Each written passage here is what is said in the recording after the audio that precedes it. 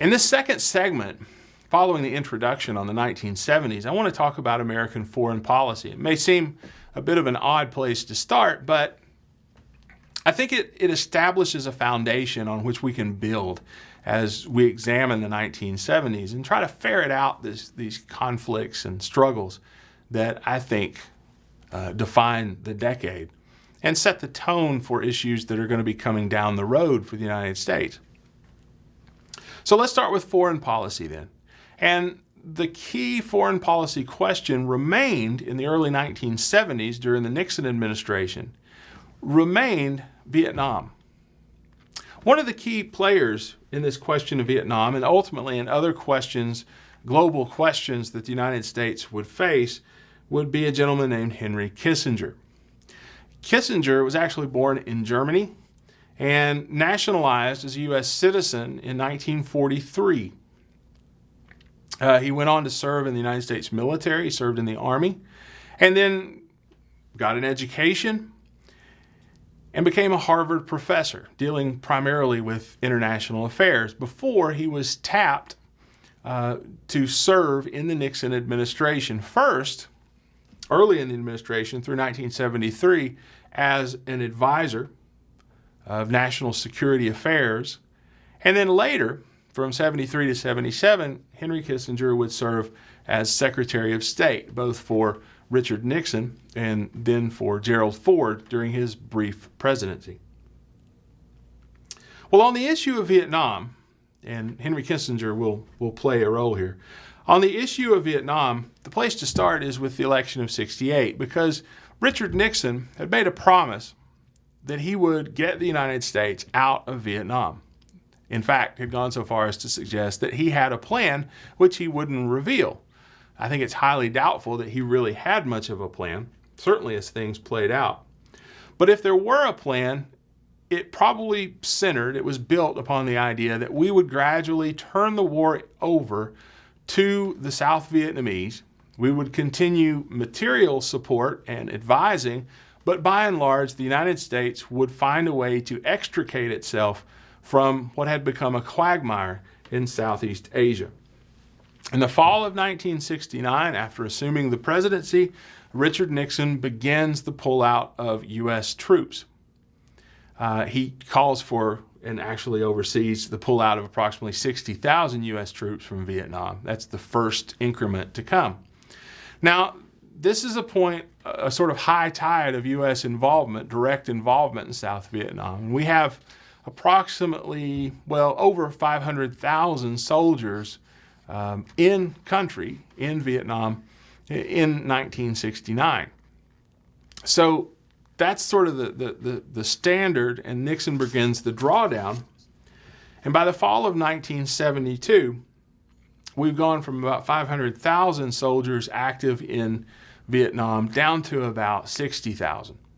So it's a fairly rapid withdrawal. But the problem Nixon has, of course, is you can pull American soldiers out, but from a political perspective, you can't really be the president who appears to lose Vietnam. There are commitments. And so he begins peace talks, not him directly, but through his intermediaries. And among them, of course, Henry Kissinger will play a huge role in the final peace. These peace talks were begun in Paris in 1968. And what the United States mainly wants is a promise from the North that South Vietnam will be protected and that communist troops will be removed from the South. The problem the U.S. faces is, how are you going to bargain? In other words, what's your bargaining chip? What's your leverage? It's pretty clear that the U.S. has become rather tired of this war, that public opinion has shifted back in the U.S. as far as the war and why it's being fought. So, the North Vietnamese don't have a whole lot to worry about, in a sense, if they can just wait this thing out. So the option that Nixon chooses is a form of escalation. April 30th, 1970, U.S. troops will move into Cambodia. And Cambodia had a long time been a thorn in the side of the U.S. military because of the Ho Chi Minh Trail. because it was a way for supplies to move from North Vietnam into secret depots and storage sites in South Vietnam for the supply, first to the Viet Cong and then for North Vietnamese activities in the South. Well, when Richard Nixon moves into into Cambodia, that reignites the anti-war movement. Nixon withdraws troops, but by the time he does, Congress has already acted and sought to limit the executive power to expand this war, which is the fear, right? It would expand beyond South Vietnam by rethinking the whole Gulf of Tonkin resolution. In fact, they would go ahead and repeal the Gulf of Tonkin resolution, the War Powers Act. Then in June 1971, the so-called Pentagon Papers are released. They come out in the New York Times, leaked to the press. And what they reveal, they're secret documents, but what they reveal is that throughout the Vietnam experience, the United States government, primarily the executive branch, has really been playing fast and loose with the truth that they have known for a long time, facts that were not made privy to the U.S. public about how the war was going and why it had started, and doubts that the administration itself had about the pursuit of the Vietnam War. What this suggested, going hand in hand with the expansion into Cambodia and the sort of revitalization of protest, it all went together to make questionable for many Americans, to make questionable whether or not the United States government could be trusted. That was already a question for many, but it just heightened that tremendously.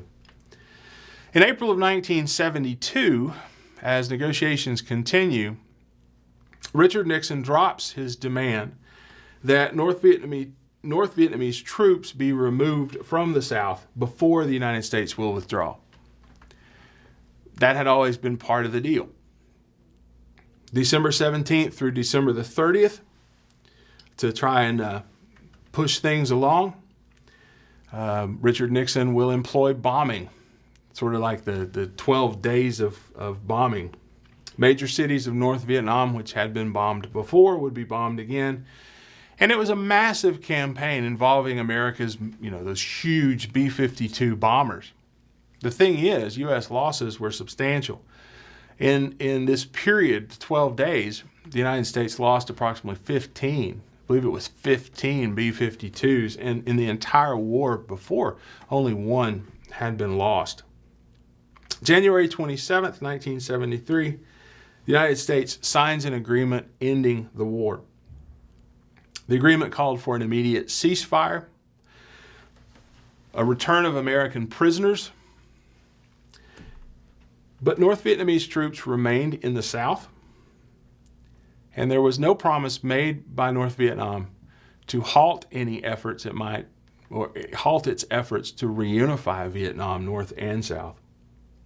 As soon as American troops left Vietnam, as soon as these ceasefire agreements were signed, fighting started again between North Vietnam and South Vietnam.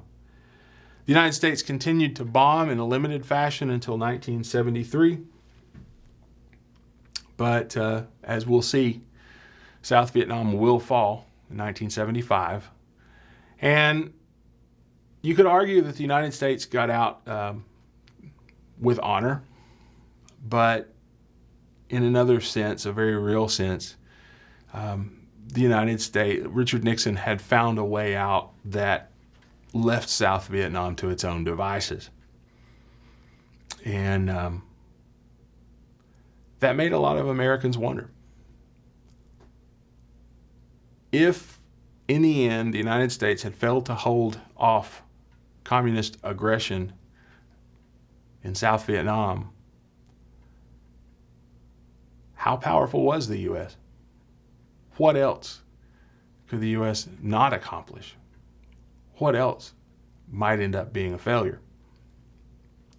And those are some pretty sort of nationally existential questions in the midst of what continues to be a Cold War seen through the lens largely of containment. We'll pick up in the next segment with more on foreign policy.